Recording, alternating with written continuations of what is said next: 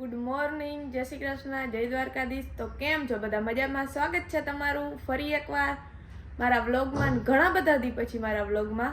તો આપણે હે ને આજે જવાનું છે અત્યારે ભરતભાઈના ઘરે, કારણ કે હે ને હું કહી જ દઉં, મને હે ને સરપ્રાઈઝ રાખતા આવડતું જ નથી.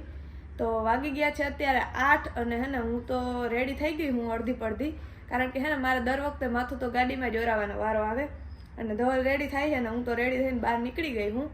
અને વચ્ચેથી આવે છે આપણા ભેગા શીતલબેન. અને આજે હે ને એક બીજી સ્પેશિયલ વસ્તુ હે, પણ એ હમણાં નહીં, એ તો સરપ્રાઈઝ જ રાખવાનું હે, એ હું તમને પછી કહીશ. તો હવે મોડું કર્યા પહેલાં આપણે નીકળી જઈએ જલ્દી, નહીંતર આઈને 9 વાગી જાય.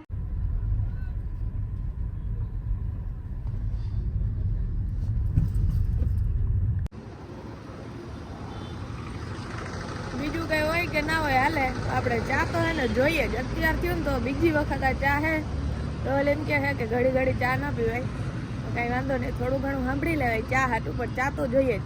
હવે હે ને શીતલબેન રાહ જોઈ છે વા, હવે જવાનું હે ને લેવા.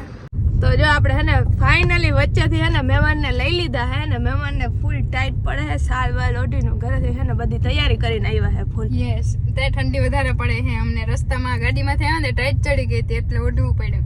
અને જો અહીંયા હે ને અમે ભરતભાઈ ઘરનો રસ્તો ગોતીએ છીએ, કેમ કે મને ભૂલાઈ ગયો.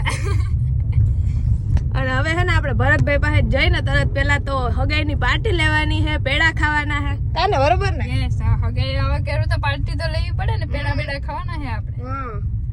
તો હવે છે ને ડાયરેક્ટ ત્યાં જઈને જ મળશું. ભરતભાઈના ઘરે પહોંચી ગયા છીએ ને આજે એની પાસેથી પાર્ટી લેવાની છે, કારણ કે પેડા તો આપણે ખાઈ લીધા. તો ભાઈ કેમ છો? મજામાં? અરે મજા છે. તમે આવ્યા તો વધારે મજા આવે છે. તમે કેદી ના કહેતા હતા કે તમારે ભરતભાઈ તમારા ઘરે આવવું છે, તમારા ઘરે આવવું છે. મારું શેડ્યુલ કઈ નક્કી નતું, બરાબર? હું દિલ્હી વયો ગયો તો, નામ વયો ગયો, મારું કોઈ ઠેકાણું હોય નહીં. તો આજે પાર્ટી આપવાની છે તમારે? પાર્ટી તો હજી તમને નિરાતે આપશું ને, કમળતા હાલે છે. તો પાર્ટી ના હોય ના, પેડા ખવડાવું. તમને પેડા ખાધા કે નહીં? ફૂલ ખાધા, ફૂલ પેડા ખવડાવ્યા છે ને. પછી પાર્ટીમાં તો આપણે ગામડામાં શું હોય પાર્ટી, ક્યાંક બીજી હોય તો આપણે તમને અહીંયા કેફેમાં ક્યાંક પીઝા ખવડાવવા લઈએ, આ તે. એ તો કઈ ના હોય, રીંગણાનો ઓરો હોય ને બાજરાનો રોટલો હોય, બાકી બીજું કઈ ના હોય.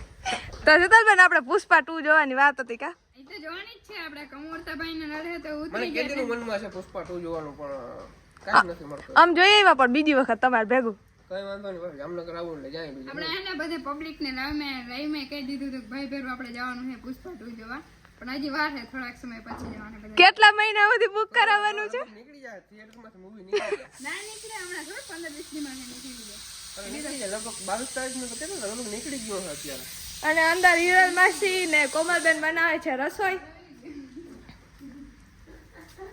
કા માસી શું બનાવ્યું જમવાનું? કૃષ્ણ આજ મારી દીકરી આવે ને કઈ બહુ મીમાને દીકરીને મીમાન ના ખવડે હાલે, ઈ બસ કઈ માવતાનું કઈ ખુલ્લું ના કરે, રોટલા ને શાક જ ખવડાવે. અરે ઈ બહુ મસ્ત. જો આજ છે ને પછી આ ઘરનો મૂરો છે એટલે મૂરો ખવડાવવાનો છે, ડુંગળી પણ હે ઘરની એ ખવડાવવાની હે, અને બાકી તો પેડા તો ખવડાવી દીધા. તોની દીકરી છે કીએ નહીં કે મને માસી પેડા ખવડાવ્યા. ના કીધું હાચે માસી હે ને ઘણા બધા તાણ કરી કરીને પેડા ખવડાવે છે. જો અહીંયા કેટલા બોક્સ પડ્યા છે. મને છે ને થોડું દુઃખ બહુ થાય કે એક જ પેડો કામ થતો જે ખાલી ખોખાનું હોય આપણું ના જાય. આવી કે ખાલી ખોખા ઈ તો માસી ખવડાવ્યા હોય તો ખાલી થઈ જાય ને. ખાલી થઈ જાય, પણ ખરેખર ભરતું દેખાડજો ને કરામાં પાસે આપણે દેખાડ્યું. સવારે ગુંડા બહુ લાગ્યો. તો કોમલબેન કરે છે રોટલા, મારો આવી ગયો કા આજે. અને જો શાકે થઈ ગયું રીંગણાનું અને રોટલા જ થવાના. લીમાની ક્યાં ખાવી ખબર? આજે હું કેવું નથી પણ કહી દઉં કે કઈ દો. આજે મારે શીતલબેન ની ઘરની માની હાંજ ના ખાવાની છે. તારે આવું નતું તે? મારે આવું નતું પણ બ્લોક માં કહી દઉં, કદાચ ને ભૂંડી લાગુ ને આવું તો પછી ઓલું થાય ને કે આ તો બ્લોક માં આવી ના આવી કે ના કહેતી હતી, એટલે હું ચોક્કસ આવી જ ખોટા ગયા, કેમ કે મારી તબિયત ખરાબ છે. શીતલબેન ને રમાડે. ના મને જ્યાં તાવ જેવું છે એટલે કદાચ ને નાઈ આવે એટલે ખોટા તક આવું નથી, પણ બહુ પસંદ કહે તો ઓલું લાગે ને આવે. હા, તો આપણે હે ને માસીને લઈ જ જવાના હે ગમે એમ કરીને. એટલે આજે મારા દેવરાજે મારા ચાગલો ભાણી છે એટલે 100% એનું જન્મદિવસ છે, બધા બહુ સારી રીતે ઉજવે એટલે જાવું છે. પણ ઈ તમારું આખું ઘર જાય એટલે કોઈ શીતલને કે દેવરાજને નિમ ના થાય કે હિરલ માસી આવવાની. ને ભરતભાઈના ઘરેથી નીકળી ગયા અને ખરેખર ભરતભાઈના ઘરે બહુ એટલે બહુ મજા આવી. તો શીતલબેન કેવી મજા આવી? ને હું તમને પહેલા જ કહેતી હતી કે ભરતભાઈના ઘરે ગમે માણસ આવે તેને મજા જ આવે. ધવલ બાકી મજા આવી ને તમને? ફૂલ મજા આવી મને. હા. અને આ છે ને આપણે એમ જરીક ફેરો ખાઈને આવવું પડ્યું કારણ કે ઓલો રસ્તો હે ને બહુ ખરાબ હતો. જાતે ઘરે પૂગતા બહુ વાર લાગી હતી એટલે ભાટિયા બાજુથી ફેરો ખાઈને જવું પડે હે. અને હવે હે ને દેવરાજભાઈ નો બર્થડે હે આજે, તો હવે દેવરાજભાઈ બહુ ઉતાંબર આવી હે, કયું ના ફોન કરે હે ક્યારે આવો કા. નહીં, હવે આપણે પૂગી દઈ થઈ ને હવે. હા, તો હવે હે ને ફટાફટ શીતલબેન ના ઘરે પૂગી જાય.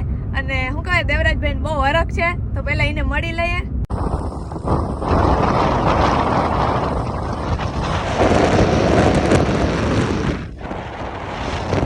તો આપણે હે ને શીતલબેન ના ઘરે પૂગી ગયા અને આવતા વેતા છે ને શીતલબેન મને હે ને ટમેટા સુધારવા બેહાડી દીધી. ઘણા કામ વ્લોગને મુકાઈ દે. વ્લોગ નથી બનાવવાનો, તમારે કામ કરવાનું હે. પોતે હે ને આ ટમાટા મારે ફરી આવે ને મને કે ભાભી હાલો કે કામ કરવાનું હોય. મને ક્યારના પોરહાવે હે ભાભી આવી ગયા ને મારે કામ નહીં કરવું, Actually માં મારે એવોર્ડ દેવો છે. અને તેનું હે ને કામ કરવાની મશીન હતા. જો બિંદુબેન હલવાઈ ગયા બિચારા. આ હવાના કામ જ કરી સીતાબેન તો નીકળી ગયા. નીકળી તો હવે હે ને આપણે રસોઈ બનાવવાની હે પણ હું બનાવવાનું હોય એ ખબર નહીં. શીતલબેન કહેતા નથી. એ ઊંધિયું બનાવવાનું છે, પરોઠા બનાવવાના છે અને અડદિયા બનાવી દીધા. કોને બનાવ્યા? પપ્પાએ. પપ્પાએ બધાનો હાથ થોડો થોડો. તો હવે હે ને આ બ્લોગ લાંબો થઈ જાય એટલે આ બ્લોગ નો એન્ડ કરી દઈએ.